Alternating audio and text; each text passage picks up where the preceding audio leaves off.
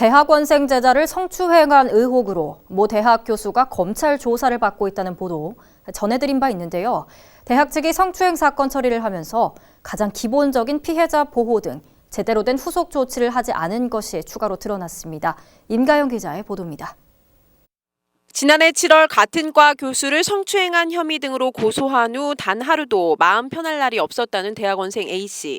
A씨가 가장 고통스러웠던 것은 사건 이후에도 아무렇지 않게 교단에서는 B 교수의 모습이었습니다. 가장 큰 문제는 피해자와 가해자 간 제대로 된 분리 조치와 이에 따른 후속 조치 또한 전혀 이뤄지지 않았다는 것이 A씨를 비롯한 일부 재학생들의 증언입니다. 뿐만 아니라 미흡한 대학 측의 사건 처리 과정이 A씨를 더욱 힘들게 했다는 것. 학교에 계속 계시는 게 제일 저는 학교를 다니는 학생인데 뭐라 그랬지 계속 어떻게든 마주쳐야 되는 것도 불편하고 그다음에 제가 뭐 예를 들어서 박사 과정 수강 신청을 해야 되는데 제가 수강할 과목 중에 하나에 이제 그 교수님이 있다던가 뭐 이런 거. 교육부 대학 성희롱 성폭력 사건 처리 절차 매뉴얼에 따르면 피해자 보호 조치를 위해 가해자와 분리 조치가 기본이지만 대학 측이 이를 제대로 지키지 않은 것입니다.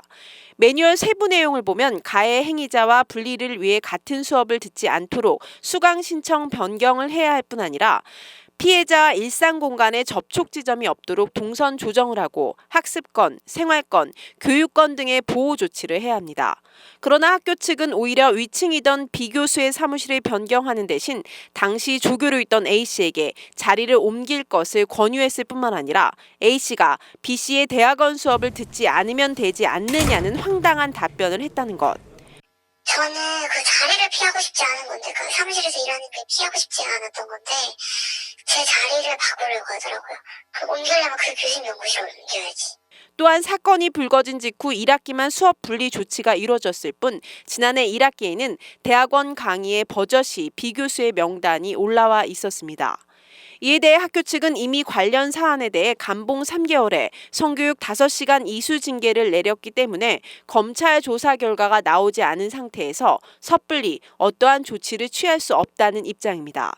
다만 대학원생 A씨가 더 이상 피해를 호소하지 않도록 앞으론 B씨를 대학원 수업에서 배제하도록 한다는 방침입니다.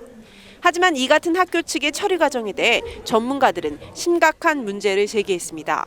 법적 결과가 나오지 않은 상황이라 해도 학교 측이 이행해야 할 가장 기본적인 피해자 보호 조치가 너무 미흡했다는 것입니다.